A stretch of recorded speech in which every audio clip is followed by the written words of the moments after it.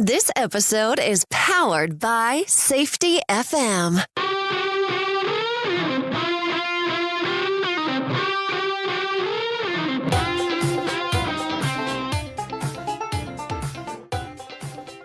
The Crucial Talks podcast with your host, Mike Sedam. Hello, everyone, and welcome back to the Crucial Talks podcast. I'm your host, Mike Sedam. If you need anything from me, please visit crucialtalks.com. And if you could do me a quick favor, please rate and subscribe to the podcast. It really helps us grow the audience, and I'd really appreciate it.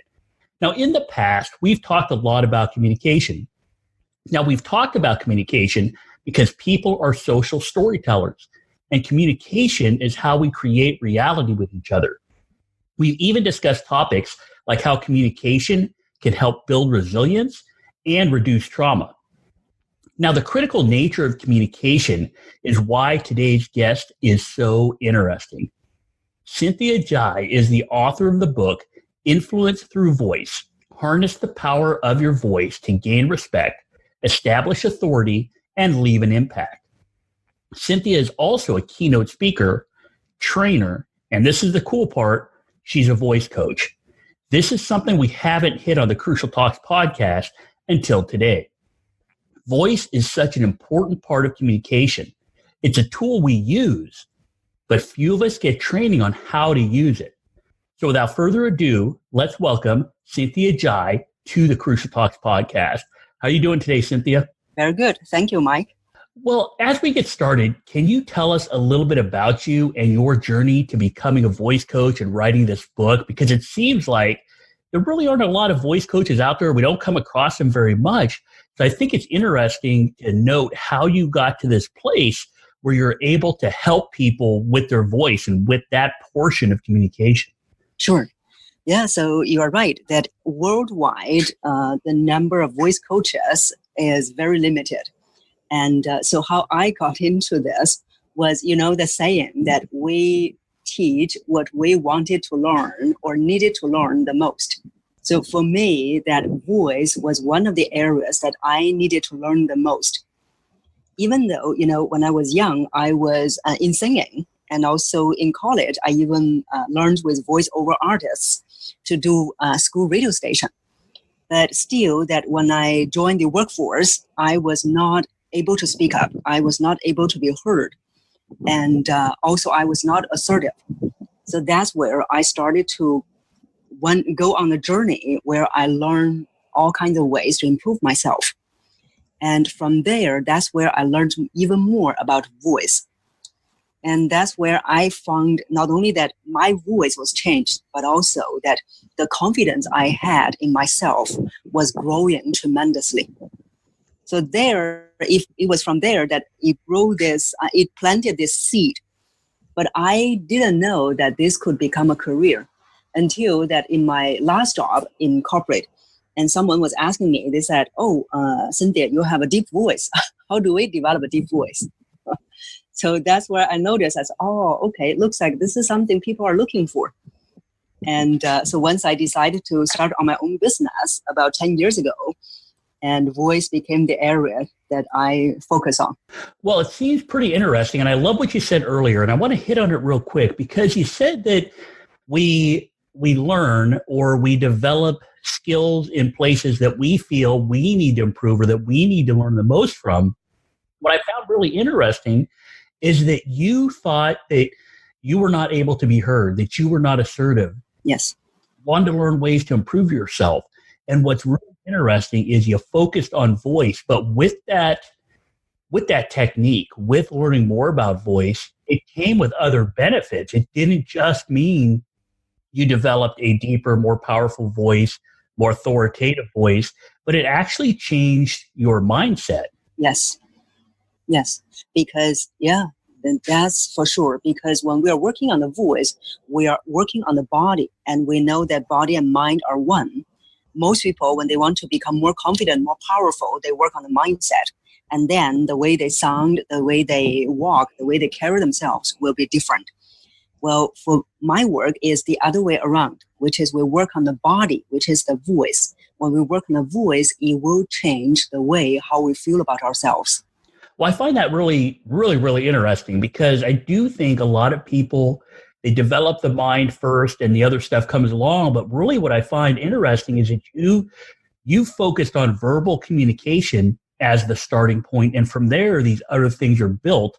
Mm-hmm. And I've also seen a few people that work on body language, and that changes things. So I really find it interesting that there is this correlation between how we carry ourselves, what our mindset is, and our voice. So when you're talking about voice, what are some of the things people need to focus on? I mean, we use our voices all the time, Mm-hmm. but Yes. are we using them the most effective way we can?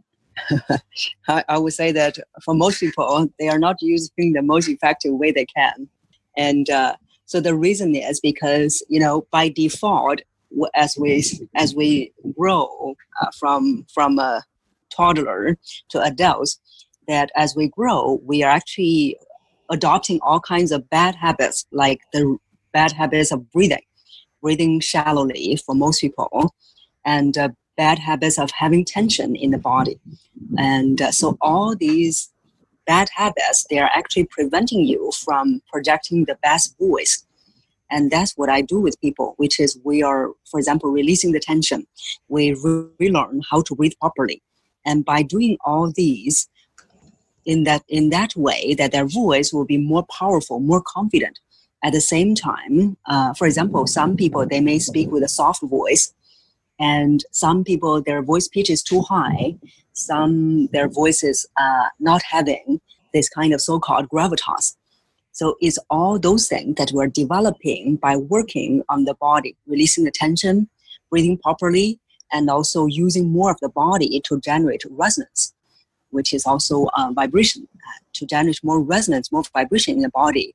That's where their voice will become stronger with the optimum pitch. And also that they will also be able to project more authority. So that's how the entire kind of process we do on the voice.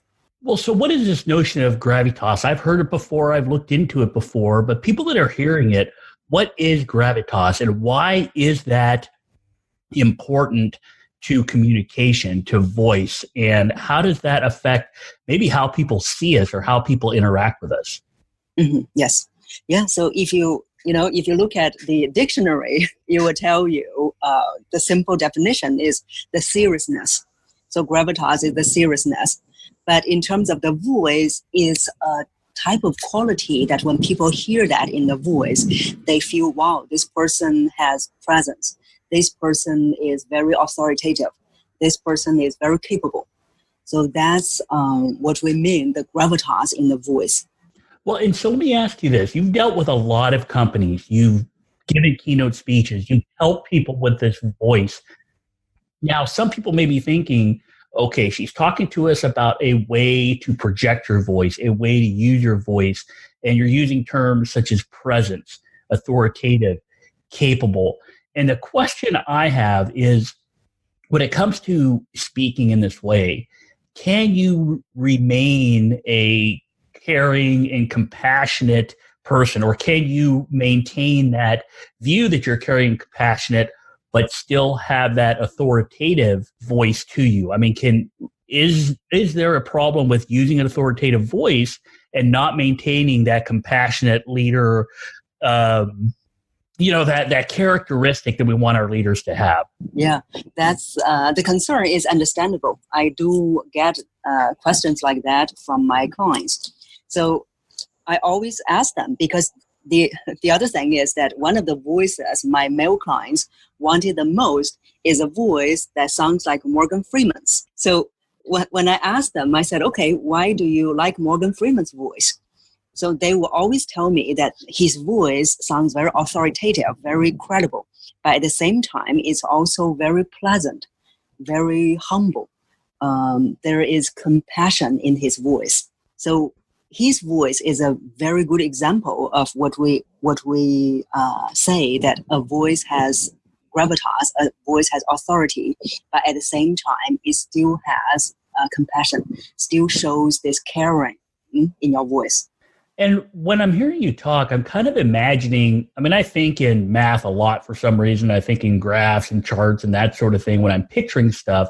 And when I'm thinking about what you're saying, I'm almost picturing like a bell curve where on one end, you may have a soft voice, or you may have a high pitch, or there may be something that doesn't give you that authoritative sound. But on the other end, you may be too authoritative, too forceful, too top down, too heavy on the voice. But it seems like what you're saying is there is this really great golden mean in the middle where you not only have the authority and you're not only projecting confidence, but you're maintaining that compassion and that team membership and that group membership that people want to hear from their leaders or from their peers, where they're not being talked down to. Yes. And then that, or you can also say that balance point is achieved by you really work on the physical body.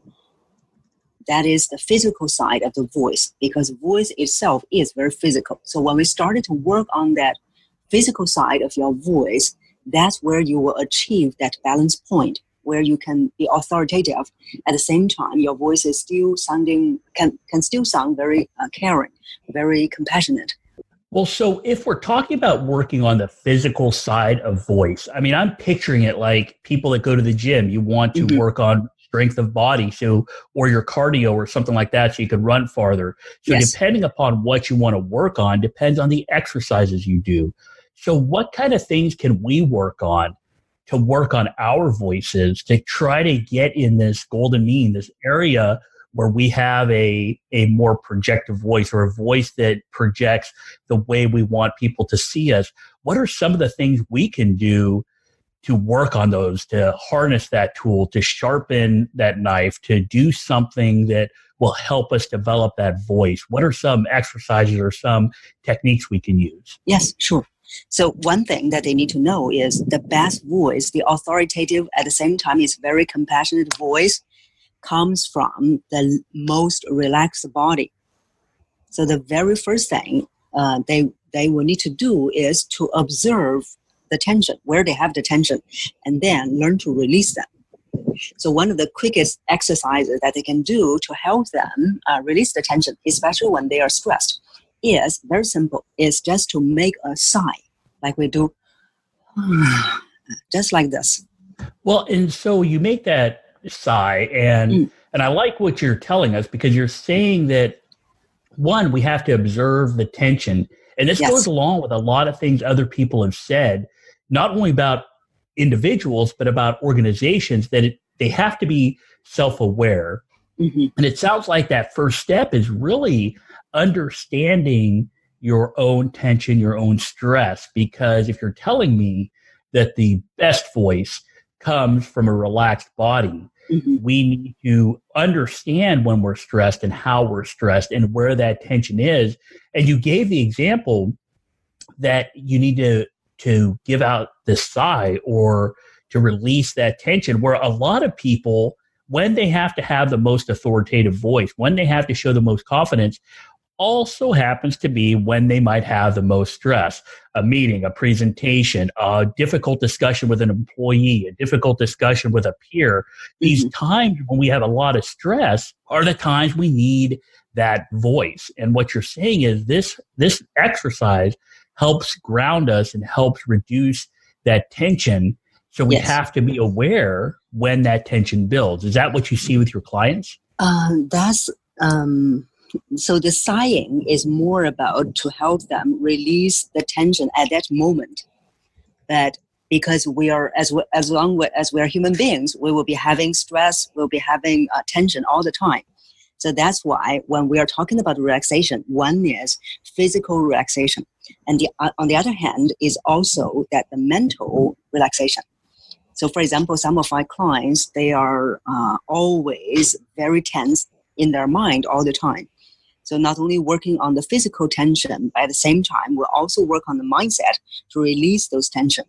So, and how do you work on the mindset? Because that's pretty powerful. I mean, we're working on our voice. We want to have this more powerful voice in what we do. Yes. And I get the physical. That's easy. We can tell people and show people, and they can practice a lot how to do the sigh or how to release the tension. Yes. How do they quiet their mind, or how do they relax their mind to be ready to speak?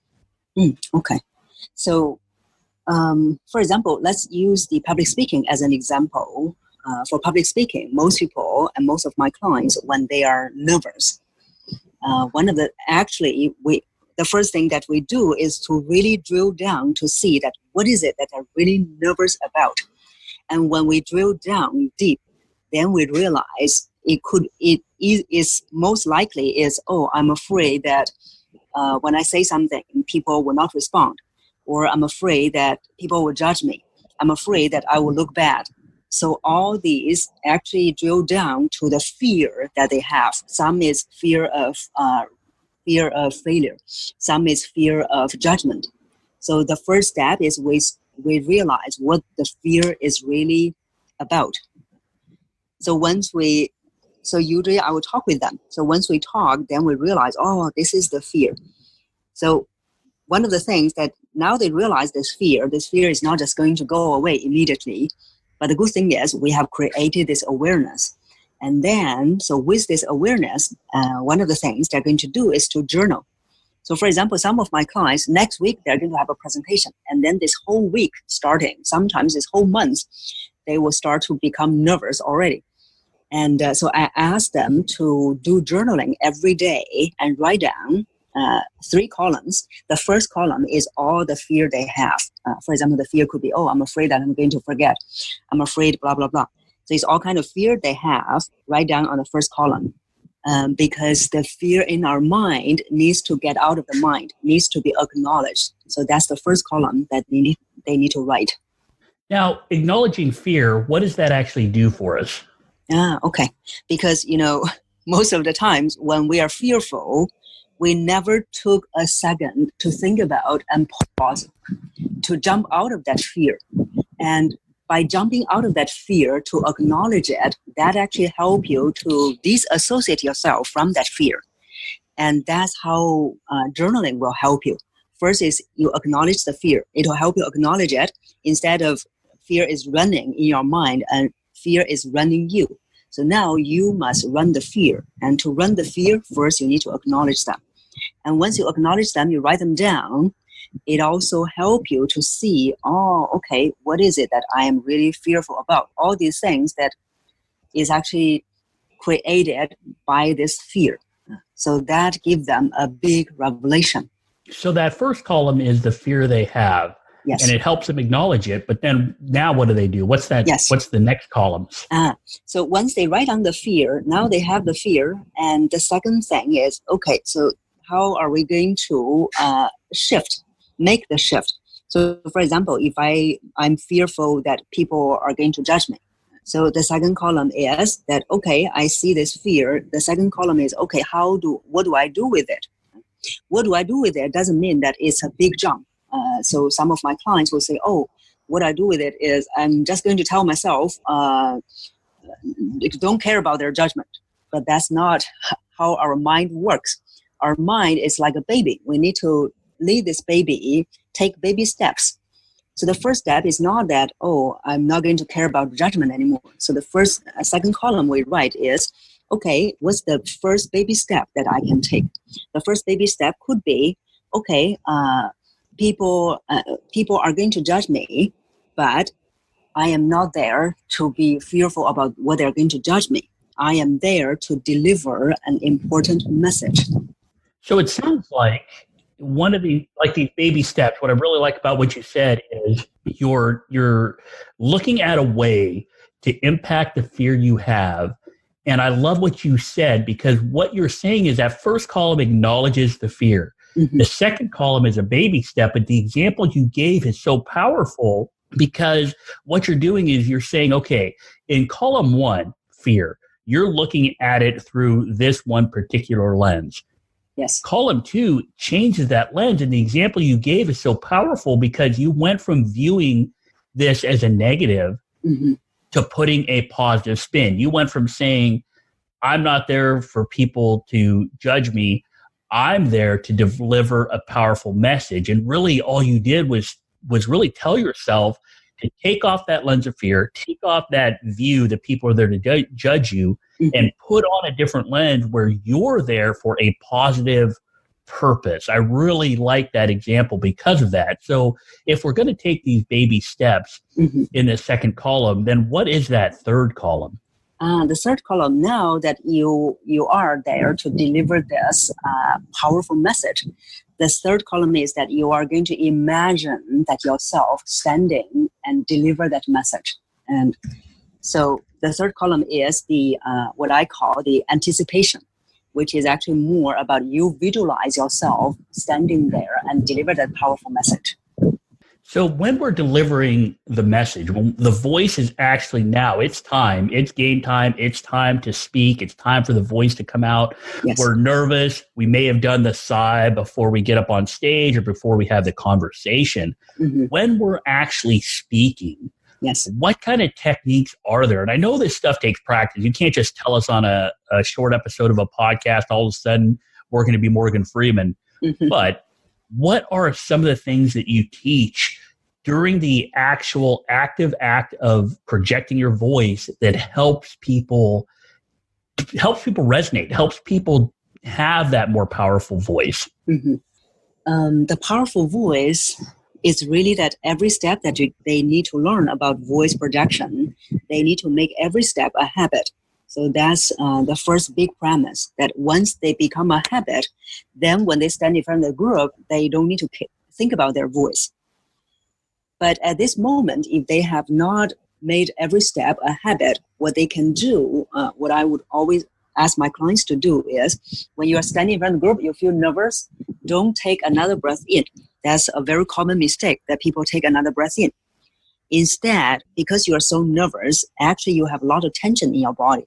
Instead, you are going to breathe out first. So when you stand in front of the group, if you feel nervous, force yourself to breathe out. So you force yourself to breathe out, and then you will, and then you will automatically take a breath in, and with that breath in, then you can speak. And what does that do to us? I mean, how does that impact our voice? So we breathe out, we force ourselves to breathe out, then we breathe in, and where is that voice coming from? I mean, why does that impact us so much? And why is that a good way for us to begin either the presentation or the conversation we're going to have? Okay, yes. So first of all is that when you are nervous, there is this residue of breath in your body.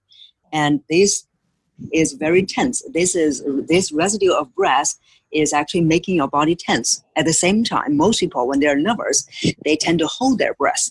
And when they're holding the breath, that made the voice even worse. So that's why we let the breath go out first. So release the breath first, release the tension first. Then you take another breath in. So this time, this breath will be much more pure, much more relaxed. So that's where you can use this inhalation to speak. What do you see as some of the problems people are having that comes out when they don't breathe right, or when they are trying to speak and they're nervous but they don't do anything about it? What are the issues that you see with that, and what can people do to stop speaking so fast, to catch themselves when that's happening? Or if they're in the middle of a speech and they feel that voice is too quick, it's too high pitched, it doesn't sound authoritative or doesn't sound confident, it does sound nervous, and that's coming across. What can people do when they're already going down the road? They're already speaking, they're already nervous, they're hearing themselves, and they know their voice isn't what they want it to be. Does this technique also work in the middle of your speech or in the middle of the conversation? What can you do when you start hearing yourself not sounding confident or not projecting yourself the way you want to be projected? Okay, yes. So in the middle of your speech, there's also something you can do. So you can quickly take a pause when it's appropriate. For example, if you're saying something, let's say you're saying a sentence, this is very important. And if you say this is very important, then you realize that you are either holding the breath or your voice is having some problems, then you can, after the sentence, you can take a quick breath out. So you can say, this is very important, and then take a breath out, and then you can continue speaking. So in between these two sentences that I just demonstrated, I was breathing out, and then I took another breath in. So you see, it was not very long. So when we're talking about voice and we're talking about how we use our voice, what it sounds like you're saying is it is important what we're saying, obviously, but it's also important how we say it, and how people take us really isn't just the words we say. We could have the most eloquent speech written down and practiced, but if it doesn't get projected, if it doesn't come out the right way, then people can actually get a different message from that conversation or from that presentation based on our voice alone, even though the words might be the same. Yes, because this is also being backed up by many researchers. So many researchers have shown that the message, if we deliver the same message, but one person is delivering it with a more powerful voice, with a voice that has more gravitas, they actually tend to oneness to get the message across more effectively. And then also at the same time that people will see them as more capable, as more confident. So that's, it is true. And also it is being proven in many researches. Now, we've talked about giving a presentation, talking in front of a group, and that sounds to me like one-way communication. We're trying to deliver a message. But now let's change gears just a little bit as we wrap up the episode, because a lot of the people listening, they have to have one-on-one conversations with people. Sometimes it's a supervisor and a worker. Sometimes it's two peers that have to discuss something and collaborate. Sometimes it's like a safety officer and a worker that have to have a difficult conversation. Sometimes it's a employee that has to talk to the boss. And these one-on-one conversations require a certain level of gravitas. In my opinion, they require a certain level of communication that is different than the big presentation where you're delivering it one way. What are some tips we can use when we're having these difficult two-way conversations, whether it's peer-to-peer, whether it's supervisor to employee, whether it's going up an employee to the boss? Mm-hmm. What are some tips we can use that can help us with these difficult conversations we have that really happen daily? One is that, first of all, is to get the intention right. So I had a client, she was delivering a kind of a difficult message to her employee. And so her intention was not very clear. And then in the end, she felt that she didn't feel the courage or the right attitude that she had in delivering that message. And then in the end, the employee didn't get the message. So first of all, it is actually not really much about voice. The first thing is you want to get the intention right. So what is your intention? So for my client, the intention is to get the message across at the same time, also to let the employee know that she was not criticizing him. She was just trying to help him get the work done more effectively. So that's the first thing, get the intention right. And then we can talk about the voice. For example, if your intention is to let the employee know that you are not criticizing them, then you're not going to use what I call the so-called harsh or forceful voice. So if you say, I hope you can understand, we don't say, I hope you can understand. If you are saying it in that way, you are using a lot of breath. When you're using a lot of breath to deliver that message, it will come across as you are very angry. You are criticizing this person. So instead, if you want them to feel that you understand them, you want to use a little bit less breath. So it will become, oh, I understand you. So that's the second thing is based on the intention, you decide how you are going to use the breath. Because breath is one of the key things that determines the different effect your voice can create. Well, so it sounds like when we're having these conversations, and I know I've been guilty of it before also, that how people receive us is based a lot on how we actually use our voice. And that miscommunication, even though I may say the same words, that miscommunication can really have a detrimental effect and can actually do the opposite of what we want it to do. Yes. So a lot of my clients, they came to me, they said, I don't feel that I sound aggressive, but people around me telling me that I sound aggressive.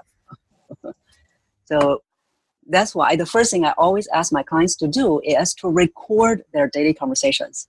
Well, and again, this is going to come from a place of where I've had experience with employees before, and I've had experience in workplaces before.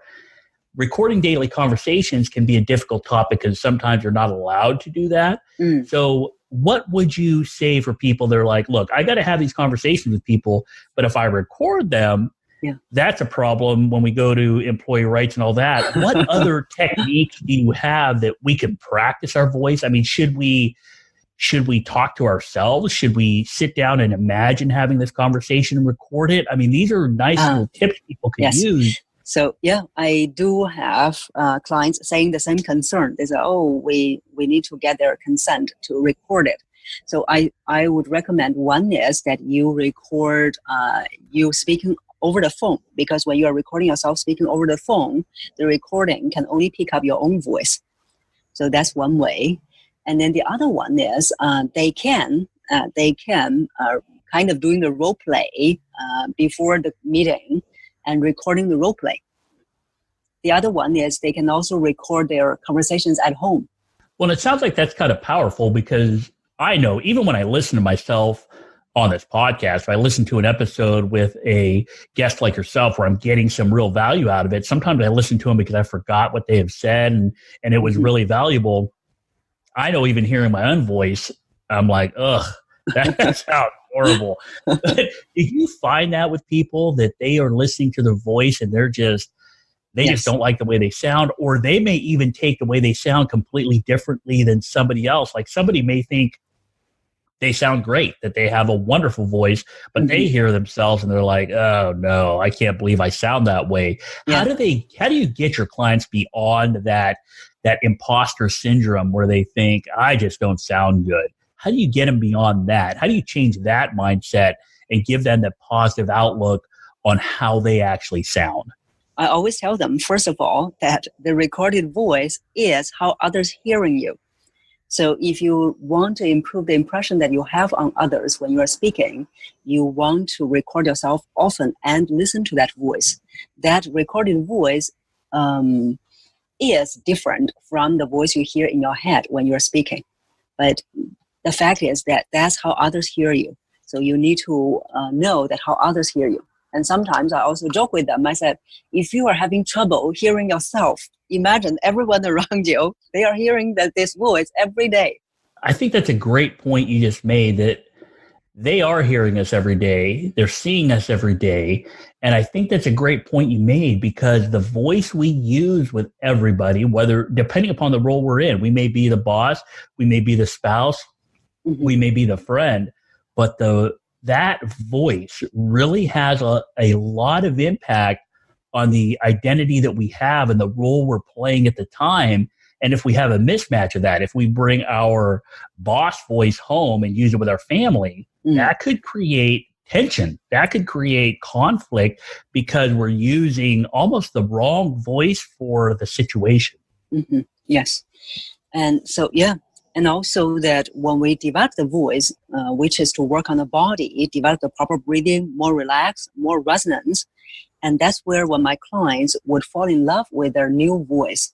When they recorded their developed voice, they say, hey, I like this voice. And many of them, they were sharing their new recorded voice with many other people as well. So you can fall in love with your voice once you develop it.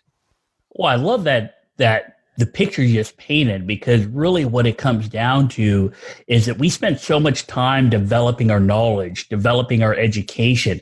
People develop their bodies, but there does seem to be this vacuum of people developing their voice, which is such a huge part of relationships and a huge part of human-based systems and how we get work done, that it seems like this void really needs to be filled. And I'm really really appreciative that you came onto the show to talk to us about it, because it's one area where we were missing a little bit of information on the podcast. We've talked to people about listening. We've talked to people about the importance of communication and communication technique and tactics, but voice, that notion that we need to use our voice in the appropriate way is really important. So I just wanted to thank you for coming on the show. Sure. So that is my mission, because I know in the world that we're not paying much attention to the speaking voice. So that's why that as the more I do my work, the more I take it on as a mission to help educate more people to realize and develop the power of the voice. Well, Cynthia, I really wanted to thank you for coming on. I mean, we've covered some really great topics here. We've talked about the fact that if you start working on your voice, mindset can come with that.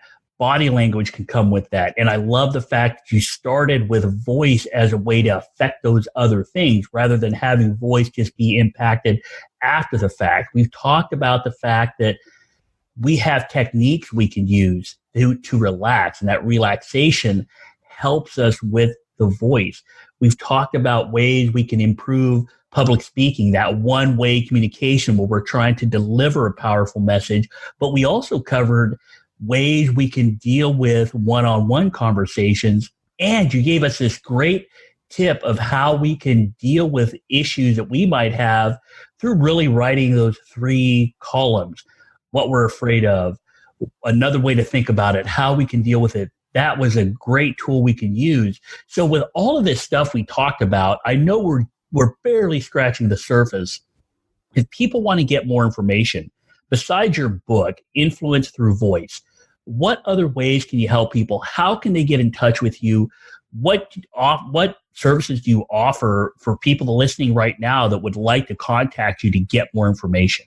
Sure.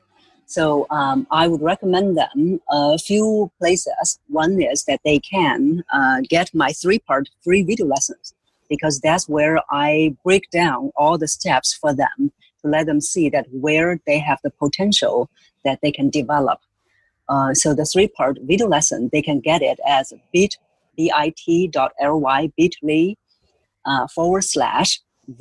crash course. So that's one, the 3-part video lessons.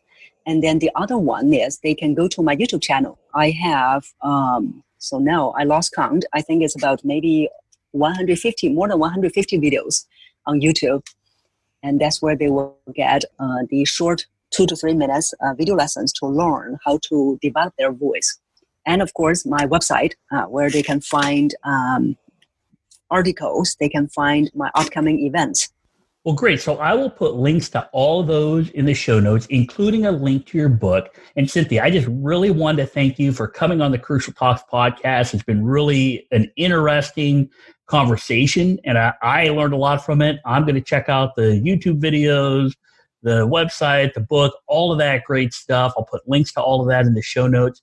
So really, thank you for coming on the show. It's been a great conversation. I really appreciate it. Yeah, thank you for having me. Okay, everybody, if you enjoyed that conversation and got value out of it, just like I did, please share the podcast with your friends, with your coworkers, anybody that might be able to gain some value from it. And if you get a chance, please rate it and review the podcast. That really helps. If you need anything from me, please feel free to reach out to me by visiting crucialtalks.com or connecting with me via email, LinkedIn, Facebook, Twitter, whatever is easiest for you.